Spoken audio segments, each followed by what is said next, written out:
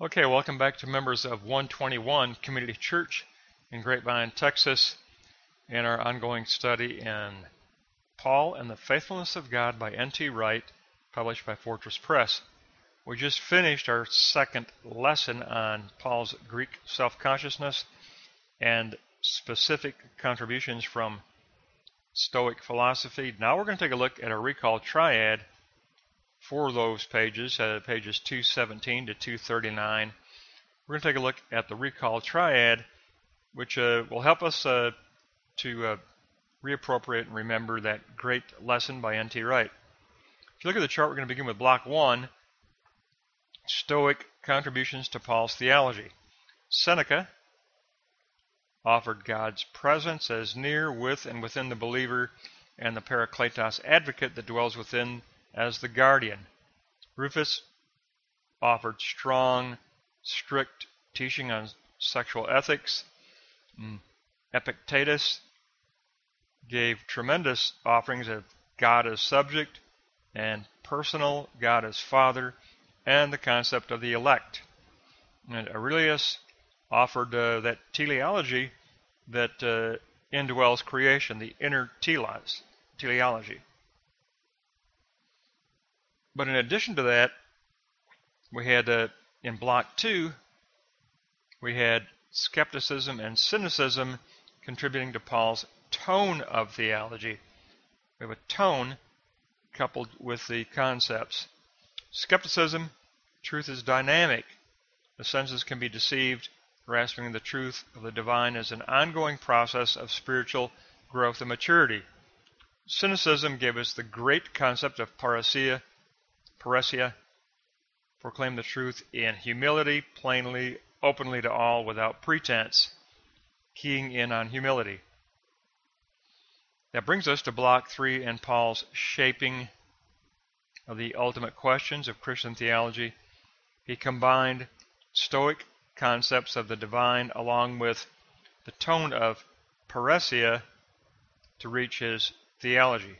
He combined those conceptual offerings of the divine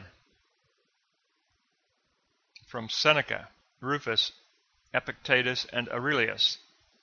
He combined that with the tone of parousia. And he did develop his theology at a street-level practical phronesis as his climate of thought.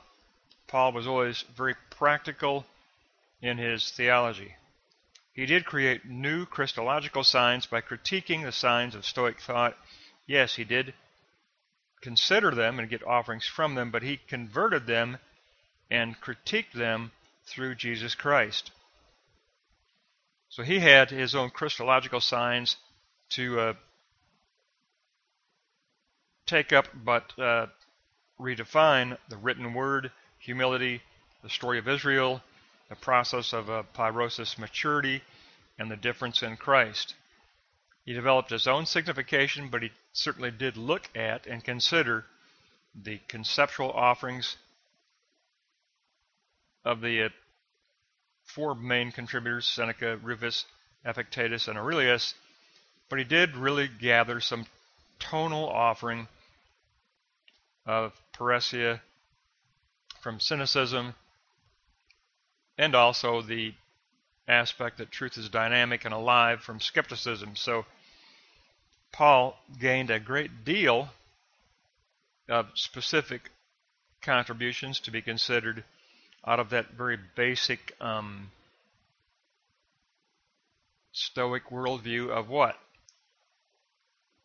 Ekpyrosis, return of spiritual maturity. Cycles of returning spiritual maturity, cycles of spiritual maturity and growth.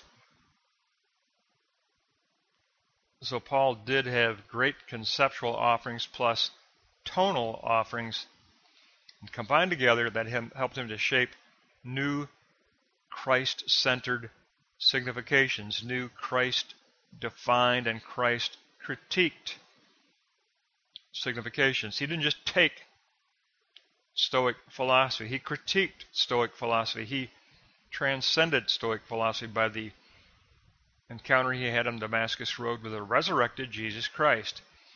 His criteria was to be crucified with Christ, to live in the Spirit, and to critique every thought by taking every thought captive and critiquing it by the gospel in Christ. And he certainly did exactly that with these very specific contributions. But that'll wrap up this recall triad. You've got a recall triad of Stoic concepts, and then skepticism and cynicism, offerings of tonality, and then new signification. That'll wrap up this recall triad for pages 217 to 239.